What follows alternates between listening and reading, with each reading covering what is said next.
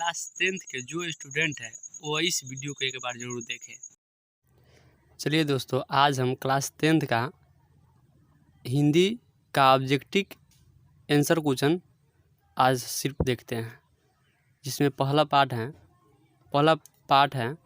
का नाम है श्रम विभाजन और जाति प्रथा, जिसका लेखक है डॉक्टर भीमराव अम्बेडकर। आज हम एक एक ऑब्जेक्टिव कर इसके एक पार्ट का कम से कम 30 क्वेश्चन देखेंगे। आप लोग ध्यान से देखिए और तब एग्ज़ाम देने जाइए। श्रम विभाजन और जाति प्रथा के रचनाकार कौन है? तो जानते हैं आप लोग, इसका रचनाकार डॉक्टर भीमराव अम्बेडकर है। रचनाकार का मतलब दोस्तों होता है कि लेखक, जिसका जो लिखने वाला होता है, तो डॉक्टर भीमराव अम्बेडकर है। यह गद्य की कौन सी विधा है? तो दोस्तों यह गद्य की निबंध है। नंबर 3 में आते हैं, डॉक्टर भीमराव अम्बेडकर का जन्म कब हुआ था? तो आप लोग ध्यान से इसको सुनिएगा। डॉक्टर भीमराव अम्बेडकर का जन्म 14 अप्रैल 1891 ईस्वी में हुआ था। आगे हम लोग क्वेश्चन नंबर 4 देखते हैं।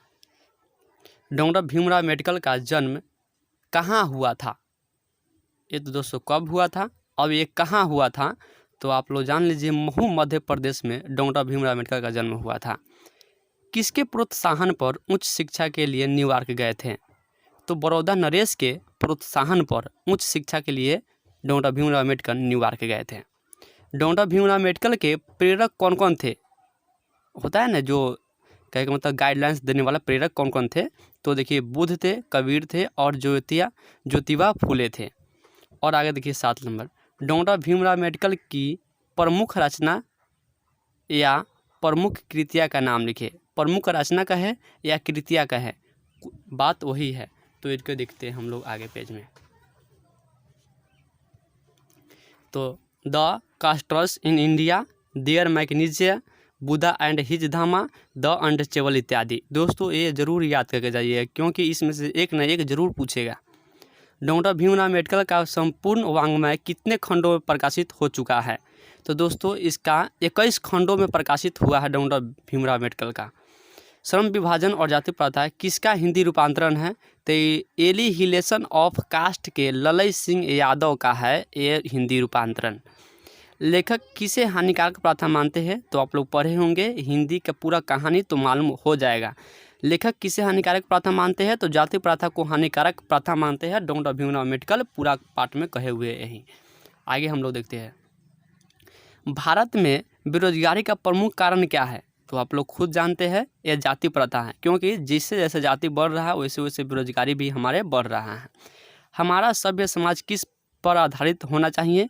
तो हमारे सभ्य समाज स्वतंत्रता पर आधारित होना चाहिए, समता पर और भाईचारे पर आधारित होना चाहिए हमारा सभ्य समाज।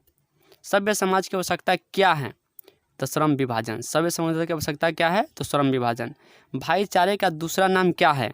तो भाईचारा का दूसरा नाम ही लोकतंत्र है। याद करके रखिए, एक न एक जरूर पूछेगा। आगे हम लोग देखते हैं दोस्तों,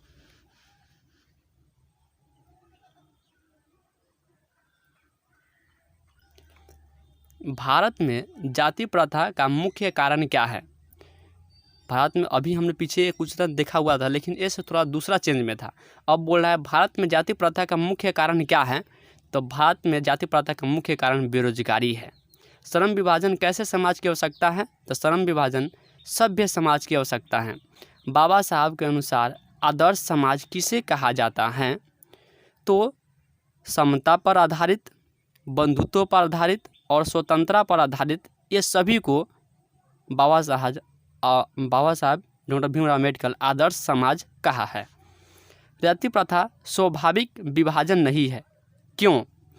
क्योंकि यह रुचि पर आधारित नहीं होने के कारण जाति प्रथा स्वाभाविक विभाजन नहीं है। डॉक्टर भीमराव अम्बेडकर के पिता का क्या नाम है? तो दोस्तों इसके पिता का नाम रामजी सकपाल है। मूक नायक क्या है? दोस्तों याद करके रखिएगा, क्योंकि बहुत इंपॉर्टेंट क्वेश्चन है यह। मूक नायक क्या है? मूक नायक पत्रिका था, उसमें आपने पढ़ा होंगे। अम्बेडकर की दृष्टि में भाईचारा का वास्तविक रूप कैसा होता है? दूध और पानी के मिश्रण की तरह। देखिए, भाईचारा होने के लिए दूध और पानी की तरह मिश्रण है, तभी भाईचारा का गुण होगा उसमें। भारतीय संविधान के निर्माण में महत्वपूर्ण भूमिका किसकी है? जब हमारा संविधान निर्माण हुआ था उसमें प्रमुख भूमिका जो है ना, महत्वपूर्ण भूमिका डॉक्टर भीमराव अम्बेडकर की था। और आगे हम लोग देखते हैं दूसरा पेज। प्राथमिक शिक्षा प्राप्त करने के लिए, उच्चतर शिक्षा प्राप्त करने के लिए, यानी प्राथमिक शिक्षा प्राप्त करने के बाद उच्चतर शिक्षा प्राप्त करने के लिए कहाँ गए थे? तो बोले थे इससे पहले कि बड़ौदा नरेश के कहने पर गए थे, न्यूयॉर्क गए थे, तो यहाँ पर आ गया न्यूयॉर्क। जाति प्रथा तोड़कर मंडल भाषण लाहौर में कब हुआ? तो जाति प्रथा तोड़कर मंडल भाषण लाहौर में 1936 में हुआ, ये भी याद करके जरूर जाइएगा। अम्बेडकर के भाषण एलिहिलेशन ऑफ कास्ट को किसने हिंदी रूपांतरण किया था? तो अभी हमने पीछे देखा था ललित सिंह यादव ने किया था। ये क्वेश्चन दूसरा तरह से पूछा हुआ है। डॉक्टर भीमराव अम्बेडकर के माता का क्या नाम था? तो इसके माता का भीमाबाई, क्या है? भीमाबाई नाम था इसकी माता का नाम। डॉक्टर अम्बेडकर जी ने PhD की उपाधि कब धारण की? तो PhD की उपाधि 1916 ईस्वी में धारण की। भारतीय संविधान के निर्माता के रूप में हम किन्हें जानते हैं? तो अभी हमने देखा था कि भारत में संविधान जो निर्माण हुआ था उसमें मुख्य भूमिका डॉक्टर भीमराव अम्बेडकर जी का था, और इसका मुख्य भूमिका डॉक्टर भीमराव अम्बेडकर जी के है, तो इसीलिए इसका आंसर होगा डॉक्टर भीमराव अम्बेडकर होगा। चलिए, तो पार्ट 1 का ऑब्जेक्टिव आंसर क्वेश्चन पूरा हो गया है। आप लोग जब भी एग्जाम जाने देते हैं तो इसका मैंने एक बार ज़रूर वीडियो देख कर जाए। सिर्फ एक बार वीडियो देख ले, सुन ले और याद कर ले, और लिखने की समय